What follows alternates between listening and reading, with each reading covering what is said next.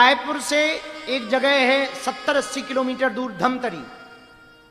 धमतरी में एक माता का स्थान है, अंगार मोती माता, जंगल की देवी है।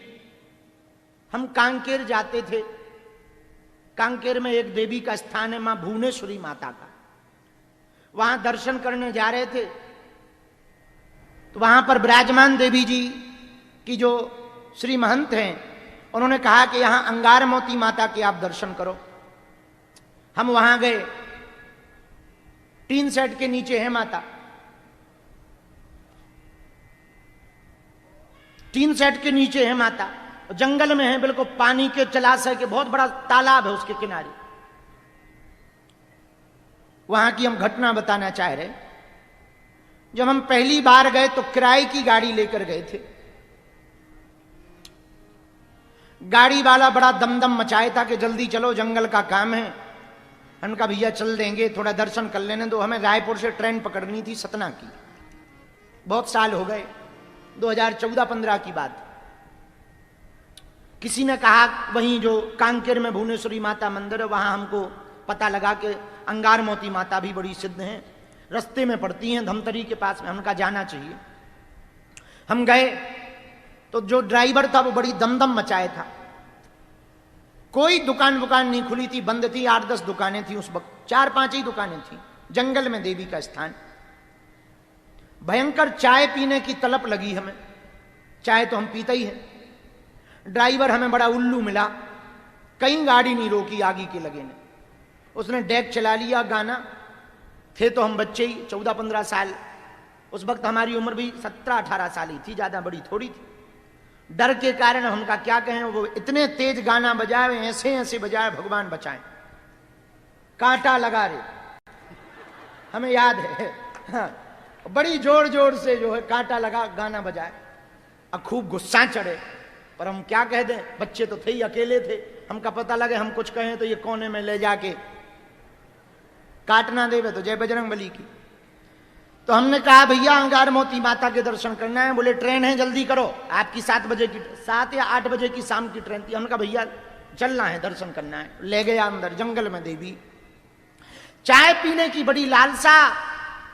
धमतरी के पहले एक जगह पड़ती चरामा, चरामा से चाय पीने की लालसा है। वहां से 30 किलोमीटर दूर है धमतरी। चाय की मन में इच्छा थी, जैसे ही उतरे कोई दुकान नहीं, सब दुकानें बंद थी। कोई उठने को तैयार नहीं, कोई देखने को तैयार नहीं। एक आदमी नहीं दिखाई पड़ा। शाम हो गई, एक बल्ब की लाइट जल रही थी। हमने दर्शन किए। बाहर में कुछ पुष्प डले हुए थे, उनको हमने धोया कि क्षमा करो देवी, व्यवस्था नहीं है।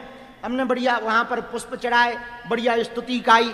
हम दुर्गा द्वादश नाम माला पढ़ते हैं, तो वो हमने पढ़ करके स्तुति गाई। दुर्गा दुर्गति समनी, दुर्ग पद्ममालिनी, दुर्ग मच्छेदिनी, दुर्ग साधिनी, दुर्ग नाशनी, दुर्गोद्धारिणी, दुर्ग नहंती, दुर्ग मापहा, दुर्गम ज्ञानदा, दुर्ग देत लोक दबानला, दुर्गमा लोका, दुर्गात्म स्वरूपिणी। बढ़िया स्तुति गाई और प्रणाम करके जैसे ही मुड़े तो कोने पर एक बूढ़ी माता जी सफेद रंग की साड़ी पहने हुए मिल गई और हमसे बोली। ड्राइवर तो हमें लगता किसी दूसरे धर्म का था, तो वो गाड़ी में ही डेक बजा के सीट पे लेट गया। हम अपना बैग लिए गए, दर्शन करने गए थे। बूढ़ी माता जी, एक लोहे का गेट था, ऐसी चढ़ाई है, लोहे के गेट के किनारे पर बूढ़ी माता जी मिल गई। बोली बेटा कहां से आए? हमने कहा माता जी मध्य प्रदेश के छतरपुर जिले से आए हैं, बागेश्वर धाम है, वहां के सेवक हैं, सेवा करते हैं, दास हैं। अच्छा आओ बैठो। एक छोटा सा थैला लिए थी वो, हमें आज तक वो बात नहीं भूलती। उन्होंने थैला से हमको चना खिलाए और चना खिलाने के बाद में हमने कहा मां कहां रहती हो? बोले यहीं हमारी दुकान है, यहीं रहते हैं, कुछ खाओगे पियोगे? हम कहा माता कुछ खाना पीना तो नहीं है, चाय पीना है। दूध है क्या? बोले बैठो। हाथ कप रहे हैं, पर इतनी सुगंध आई प्यारी सी, मानो ये चंदन से नहा करके आई हो, और कांपते हुए हाथों से गई। बिल्कुल सत्य घटना बता रहे। मात्र 3-4 मिनट में मानो वो चाय बनाए रखे हो, चाय लेकर के आई कपते हुए हाथ में। हमने पूरी जिंदगी में हजारों चाय पी होगी, हजारों जगह, देश में विदेश में। जैसी चाय हमने उस दिन पी, आज तक नहीं पी। हम उस दिन के बाद कई बार अंगार मोती गए, आज तक वो हमें वो माताजी लौट करके नहीं मिली। आज तक लौट कर हमको माताजी वो नहीं मिली। हम उन्हीं को देखने हर बार जाते हैं, अंगार मोती, आज तक हमको नहीं मिली। जब भी हम छत्तीसगढ़ जाते हैं तो कांकेर भुवनेश्वरी भी जाते हैं और अंगार मोती माता भी जाते हैं। पर भैया हमारे जीवन में जो वो घटना घटी, उस दिन के बाद हम सोचती रहे पूरे रास्ता भर, इतने जंगल में बूढ़ी माता अकेली कैसे रहती होगी, क्या करती होगी। तब रात को हमारे गुरुजी बोले, सन्यासी बाबा, ऐसे तो वो बोलते नहीं, रात को बोले, बेटा भगवती बहुत साक्षात हैं, तुम चिंता मत करो, जहां जहां जाओगे इनका वरद हस्त तुम्हारे साथ रहेगा। रामबा अंबा के बहुत रूप हैं, उनमें एक रूप है देवी का धूमावती। ये 10 महाविद्या में है। कितनी महाविद्या में है? सप्तम महाविद्या देवी धूमावती चा। 7वीं महाविद्या है धूमावती। बोलो बोलो कौन सी? हमारे मध्य प्रदेश में एक जगह है दतिया, दतिया जिला है पंडित जी, वहां पर देवी जी के 2 महाविद्याओं के स्थान हैं, बगलामुखी और धूमावती। और हम दोनों की ही आज बात बताएंगे, धूमावती प्रकट कैसे हुई। और आप सुनकर चौंकोगे, धूमावती विधवा रूप में है माता। अब बताओ, क्या महाशक्ति भी विधवा बनी? हां। पूछो कैसे? अरे जोर से पूछो, सुनो।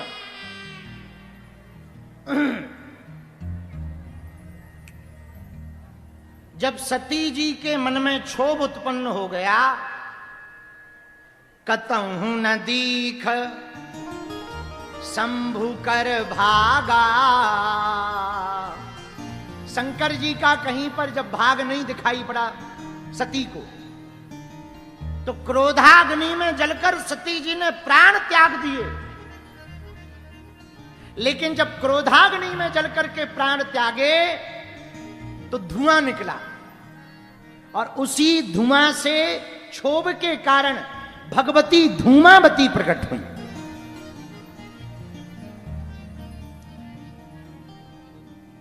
धूमावती प्रकट तो हो गई। सती जी का दूसरा जन्म पार्वती के रूप में हुआ।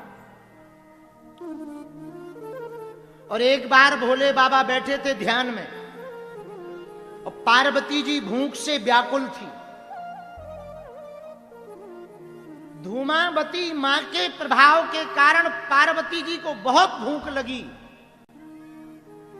यहां वहां देखा, कुछ भी भोजन की व्यवस्था नहीं दिखाई पड़ी, तो पार्वती जी शंकर जी को ही खा गई। हाँ, शंकर जी को खा गई। जब शंकर जी को खा गई, महाशक्ति है, साधारण थोड़ी है, महाशक्ति है, तो शंकर जी भीतर घुसकर बोले, देवी ये क्या है? पार्वती जी बोली, कुछ नहीं है, सीताराम हो गए। भूख लगी थी, खा लिया, कोई व्यवस्था है नहीं। क्यों? धन धन भोलेनाथ तुम्हारी कौड़ी नहीं खजाने में, और 3 लोक बस्ती में बसाए, आप बसे वीराने में। आपके पास तो कुछ है नहीं खाने की जुगाड़, तो शंकर जी बोले, हमको ही खा गई। अब महाराज अब तो खप गए, अब तो कोई, अब हम क्या कहते? भूख ऐसी लगी थी कि हमें ध्यान ही नहीं रहा, खा लिया। जब शंकर जी को ही खा लिया, तो भगवान शंकर बाहर निकल करके बोले, भगवती ने बाहर निगल भी दिया, उगल भी दिया, निगलने के बाद उगल दिया, बाहर किया, क्षुधा शांत हुई। जब भूख मिटी, आवेश शांत हुआ, शंकर जी बाहर निकले, तो श्राप दे दिया धूमावती रूप को, जाओ आज के बाद तुम विधवा रूप में ही पूरी पृथ्वी पर पूजी जाओगी। और उस दिन के बाद भगवती धूमावती विधवा रूप में पूरी पृथ्वी पर पूजी जाती हैं। बोलो धूमावती माई की। धुआं से प्रकट होने के कारण नाम धूमावती पड़ा। इनका वाहन है कौवा। क्या वाहन है? बोलो बोलो। कौवा। अच्छा, इनको भूख बहुत लगती है, बहुत भूख लगती। धूमावती की साधना करने वाले साधक को बहुत सावधान रहना चाहिए। वैसे एक हमारे अच्छे गुरुजी थे, बड़े अच्छे तपस्वी महात्मा थे। वो हमसे कहते थे, पंडित जी सुनो, धूमावती की साधना गृहस्थियों को नहीं करनी चाहिए, दर्शन भर करना चाहिए, गृहस्थियों को नहीं करना, खासकर विवाहित को। हमने कहा क्यों? बोले लफड़ा हो जाता है। हमने कहा क्या लफड़ा हो जाता है? राम नाम सत्य हो जाता है, क्योंकि वो तो विधवा रूप में है ना, बहुत तेज देवी है 10 महाविद्या में। लेकिन कोई शत्रुओं से परेशान हो, दुश्मनों से ग्रसित हो, शत्रु भयंकर पीड़ा कर रहे हो, यदि कोई शनिवार के दिन धूमावती माता का दर्शन करके उनके बीज मंत्र का जप करके हवन कर दे, ओम धूम धूमावती नमः, इस मंत्र का जाप करके यदि हवन कर दे तो भगवती धूमावती को भूख लगती है। शर्त यह है कि भोजन ना दें।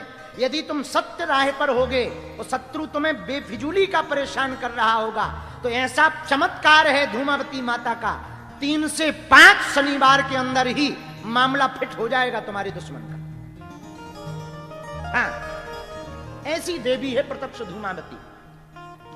वहीं दतिया में दूसरी, वहीं पर मंदिर के ठीक दूसरी तरफ में है बगलामुखी। कौन है? बोलो बोलो, जोर से बोलो। इनको पीताम्बरा माता भी कहते, त्रिपुर सुंदरी भी कहते हैं, राजराजेश्वरी पीताम्बरा माता भी कहते हैं। इनका नाम है बगुलामुखी। इनका नाम बगलामुखी क्यों पड़ा? वैसे पीताम्बरा और बगलामुखी दोनों एक ही हैं, अलग अलग नहीं है, दोनों एक है। एक बार भयंकर प्रलय आ गया, हाहाकार मच गया, भयंकर तूफान आया, हाहाकार मच गया, भूकंप आने लगा, भूस्खलन होने लगा। भगवान विष्णु बहुत परेशान हो गए, पर भूकंप और प्रलय रुकने का नाम ही ना ले। पूरी पृथ्वी पर त्राहिमाम त्राहिमाम मच गया। भगवान विष्णु को लगा प्रकृति अनकंट्रोल हो गई है, क्या किया जाए। तत्क्षण भगवान विष्णु हरिद्रा सरोवर के पास पहुंच गए, जिसका जल पीत जैसा था। पीत यानी पीला, जैसे आप लोगों की टोपी है, दिल्ली वालों की टोपी है ना पीली, आपकी जैसी टोपी है ना, ऐसे ही एक नदी बहती है, उसका नाम है हरिद्रा सरोवर। हरिद्रा सरोवर के किनारे पहुंच गए भगवान श्री हरि, वहां पर तपस्या करने लगे। भगवती आद्य शक्ति की तपस्या जब भगवान विष्णु करने लगे तो देखते ही देखते भगवती मां बगलामुखी प्रकट हो गई। बोलो बगलामुखी माई की।